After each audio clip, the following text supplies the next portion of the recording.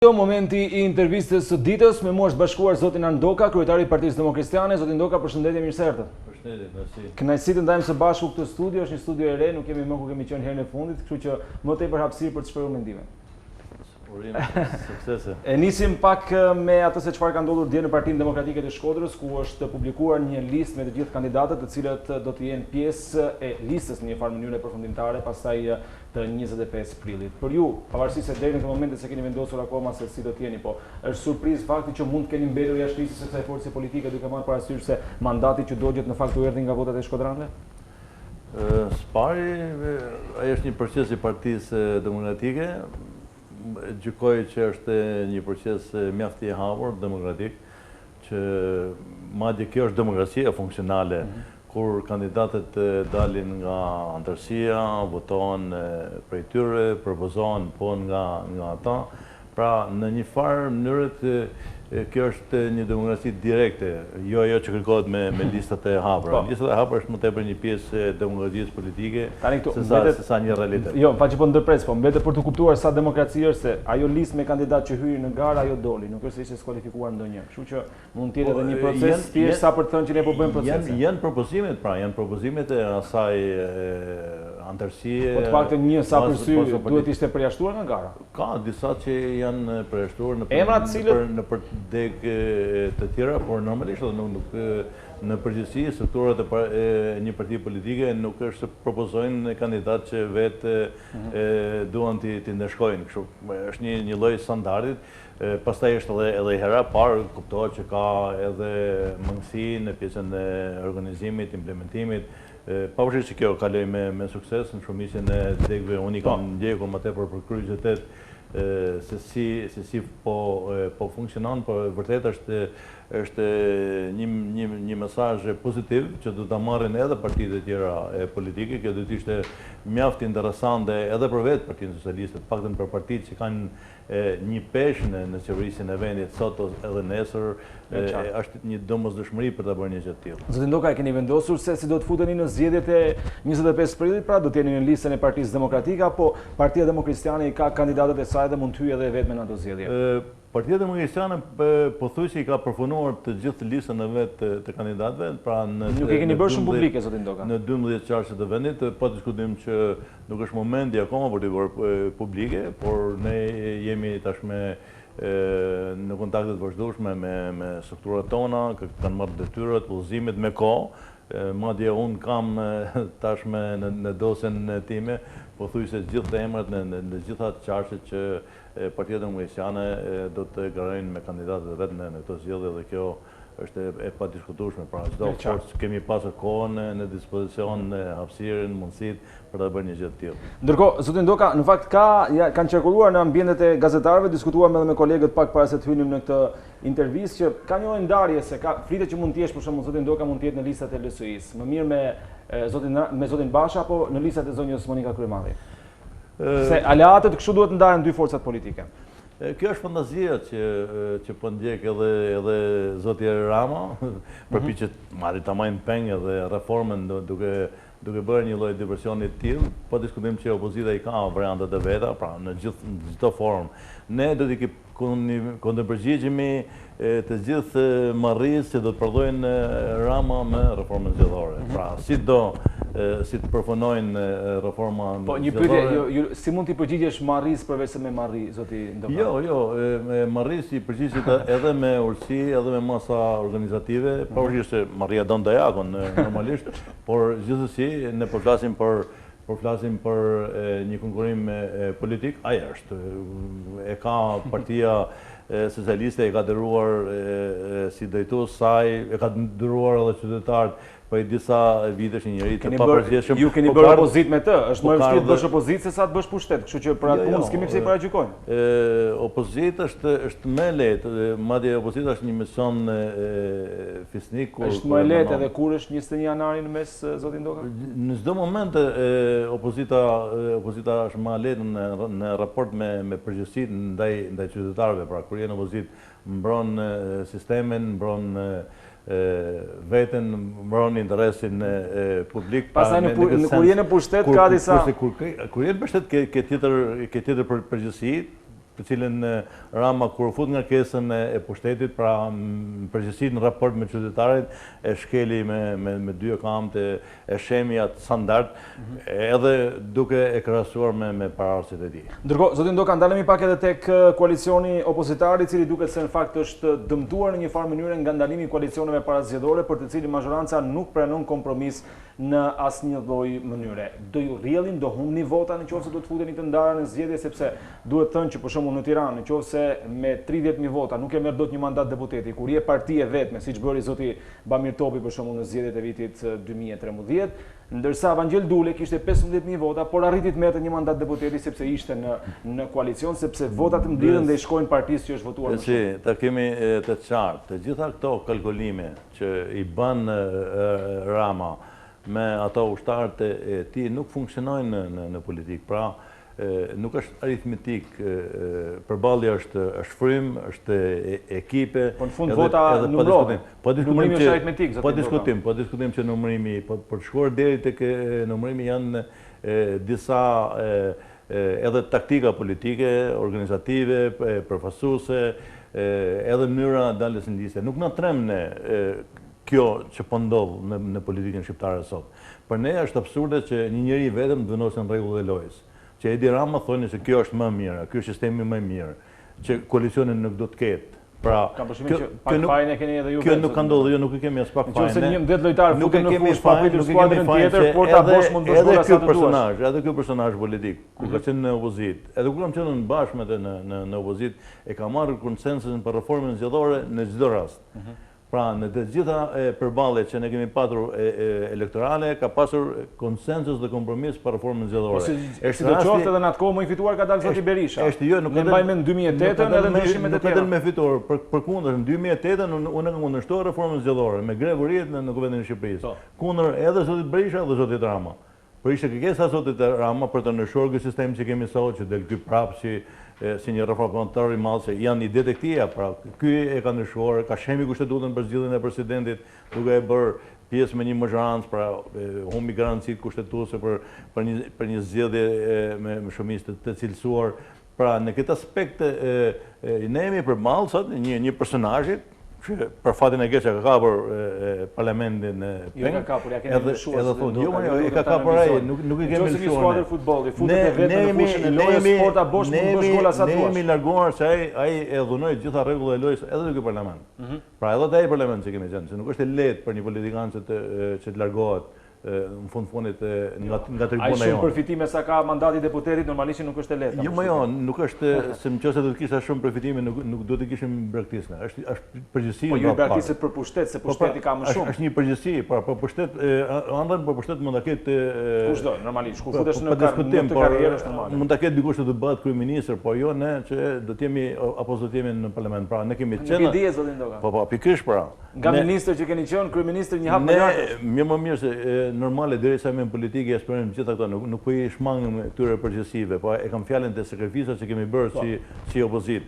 Dhe sot ne kërkojmë thjesht standarde. Pra kërkojmë rregulla, loje të barabarta, me konsensus, me kompromis, me të mirën e mundshme, pa diskutim që nuk kam ulim se kjo do të jetë patjetër atë histori plurale që e kemi respektuar për 30 vite. Ka nisur Edi Rama të përçajë koalicionin opozitar, ka nisur përpjekje në Rrogos për të blerë ndoshta kandidat ose për të blerë emra nga gjithë ky koalicion dhe gjithë kjo sakrificë që keni bërë për disa vite. Edi Rama po ikën ushtarët e vet. Pra Edi Rama po i përçahet partia e tij. Janë disa emra publik. Vetë zotit Bushati, të cilit tani më mund të japë një post në SBE, Partia Socialiste edhe shumë tjerë personazhe që ikën me parti tjera, kanë ikur disa të Agron Duka, Arben Male besoj që ka qenë kandidati përballë Edi Ramës, ka qenë kandidat për kryetari i partisë. Jo, për atë punë ishte edhe Maço Lakrori, po kur zoti Lakrori sot, nuk ka lidhje që ka qenë kandidat. Po e kam fjalën se ka ikë nga Partia Socialiste, kjo e doganave.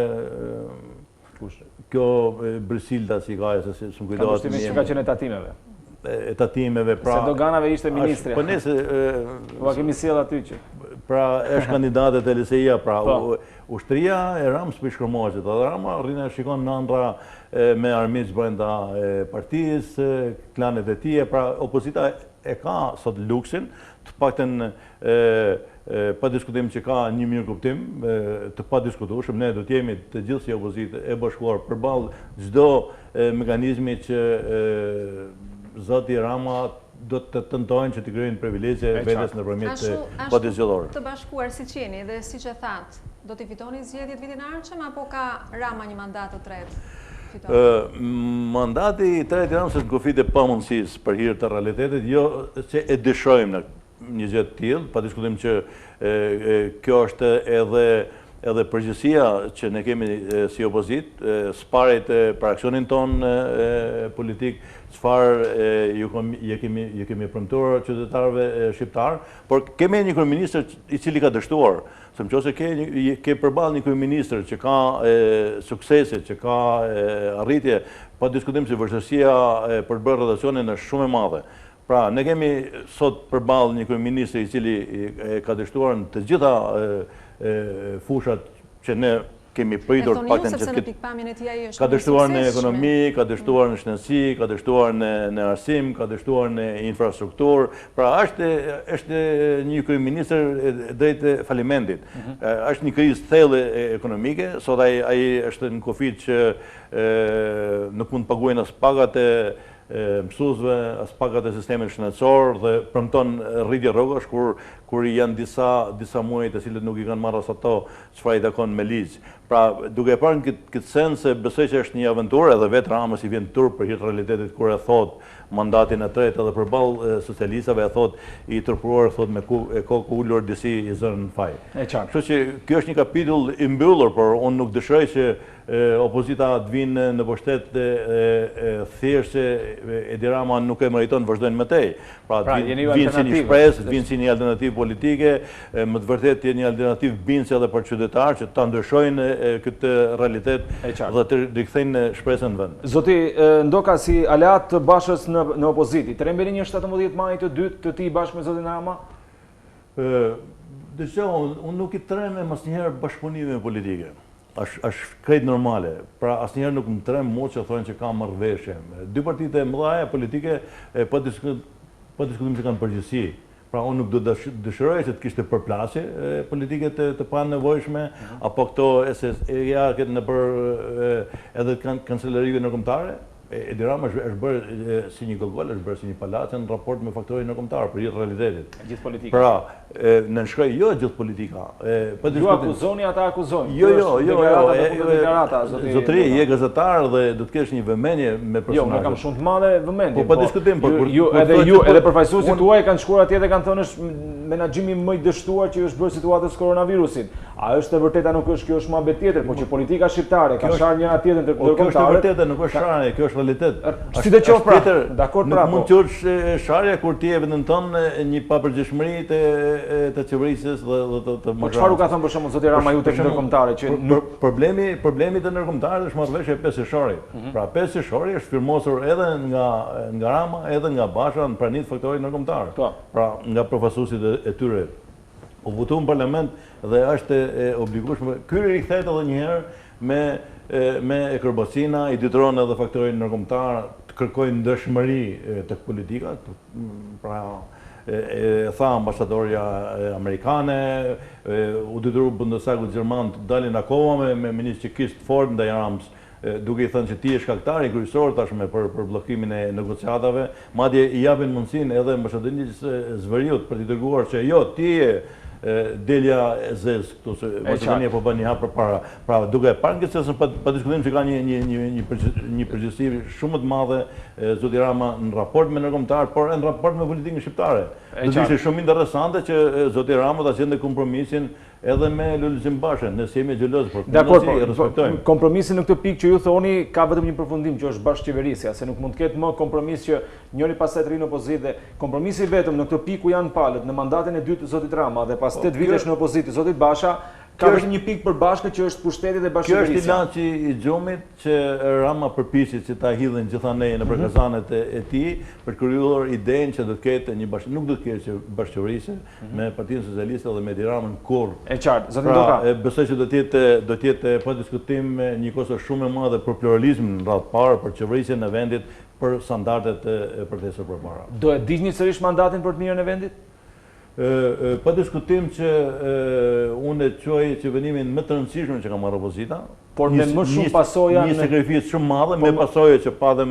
Edhe për vetë ju, Jo, për pasoja janë... Jo, se tani po i bën gjitha gjërat vetë dhe s'ka nevojë për ju dhe në një farë mënyrë i voton me opozitën parlamentare. Janë pasoja që kanë moralin brenda, pa diskutim që ne nuk është se nuk i kemi pritur këtë sjellje dhe këtë mënyrë të Ramës, edhe nëse do të ishim ne në parlament, kështu do të vepronte, do të dhunonte akoma me tepër jetën parlamentare. Pra, në këtë sens, unë edhe sot e tham me binje se venimi për lënien e mandateve ka qenë venimi më i rëndësishëm politik i kësaj opozite. Pra, nëse shkojmë në zgjedhje, shkojmë disi ndryshe. Pra, opozita ka moralin, ka përgjegjësinë për të kërkuar votën e qytetarëve. Zotë Ndoka, besoj se në fuqatën e ardhshme elektorale do shkoni dhe me sloganin për Bashën kryeministër, nëse ndodh që opozita e bashkuar nuk i fiton këto zgjedhje, çfarë duhet bëj Basha? Jo, opozitën. Ka ndonjë veprim tjetër që duhet bëj, nuk ka lidhje ajo shpreha e famshme. Po do të ndodhë. Çfarë duhet bëj Basha? Duhet të jetë sërish në opozitë apo duhet largohet fare? Muzikë nuk do të pyetë. Spari do të kemi qartë. Pra, çdo politikan do të reflektojnë në raport me partinë vetë, në raport me qytetarët, është pa diskutueshme. Pra, ajo që flitet sot në kampin opozitar, do të kishte më tepër sens që t'i bëhet kjo pyetje, për shembull, Zotit Rama. Zotit Basha. Pra, t'i bëhet një pyetje Zotit Rama ose që kishte bërë Ben Klosit që e patë këtu. Ja, se jemi pastaj edhe tek ajo. Edhe do të ishte më interesante. Pra, nuk ka vend sot për një pyetje për opozitën, për harkun opozitar, për sekretariatin e vet, për koalicionin më të madh. Pra, gjitha çdo gjë fryma dhe çdo gjë flet për një rrotocion politik. Dhe pa diskutim Basha hyn në ato politikanë që e njeh përgjegjësinë politike, edhe në raport me antarësinë e vet, edhe në raport me ne si kjo përgjegjësi cila mund të ishte? Jo, pa diskutim që ka. Në çdo moment ka përgjegjësi politike. Një dorëheqje do të ishte gjithsecili i me vend? Unë për shembull, nëse opozita, unë personalisht nuk flas për Bashën, nëse opozita nuk rikthehet si një alternativë qeverisje, unë nuk do të jem kryetar i Partisë Demokratike. Flas për veten time. Ashtu? Që të jemi të qartë. Do jep në dorëheqje domethënë. Pra, unë personalisht. Po diskutojmë se ne kemi sakrifikuar, kemi lënë mandate, ka qenë një kosto politike edhe për partinë që unë drejtoj. Por pyetja është ku do shkojnë Rama. Rama ka një përgjegjësi shumë të madhe. Rama ka disa kriminala pas vetes, pra ka një agjend, ka rruga e tij, ku do shkojnë Rama është një rrugë më të papritur. Jemi drejt pyetjes së fundit. Mendoni që muzika e shpërndan koronavirusin? Ishte interesante me sa pyetje e fute edhe në kurth Blendi. Pavarësisht se unë nuk e gjykoj që e tha në atë mënyrë. Jo, e tha tekstualisht në atë mënyrë, unë nuk marr përsipër diçka. Unë nuk ndoshta emisionin e ai e tha tekstualisht, domethënë që është e vërtetuar, ndërhyrja dhe ai tha është kështu sepse është një studim. Për pjesën e studimit, pati një ushqitje. Por që është e vërtetuar që në ambiente publike, që ka... Dakor, por jemi tek muzika, jemi tek parsisht muzika. Edhe që muzika humbe dhe mendin e njerëzve... Ju, si ish ministri i shëndetësisë, si e gjykoni, se keni qenë dhe ministri i shëndetësie? Dhe mund tjetë prapë me zotin Basha nesër? Ajo, pra, është një problem. Jo muzika në vetë vete, se muzika nuk është përndan gjyrusin, por muzika, pra, është një standard që po përdorin edhe vendet për të nesh, që të jemi qartë, ne kopjojmë. Nuk është se ne kemi shkencë. Ne s'kemi edhe këto komiteti i famshëm i Rams, janë doktor më tepër politik se sa japin këshilla profesionale, por i kanë kopjuar disa, kopjojmë rastet e Italisë, të Gjermanisë, të Greqisë, pra do t'i hapim pra janë kopjuesa shpesherë të këqij. Edhe nuk i përshtaten modelit tonë, ne jemi një vend ndryshe ndoshta edhe prej Italia është me miliona qytetarë, ne jemi një popullsi e vogël, dhe na kanë penalizuar, pra duke i marrë masat e tyre, që nuk janë për realitetin tonë, na kanë penalizuar shpeshherë me masa drastike të panevojshme, qoftë edhe me mbyllin, apo qoftë edhe me këto lokale që kemi ne.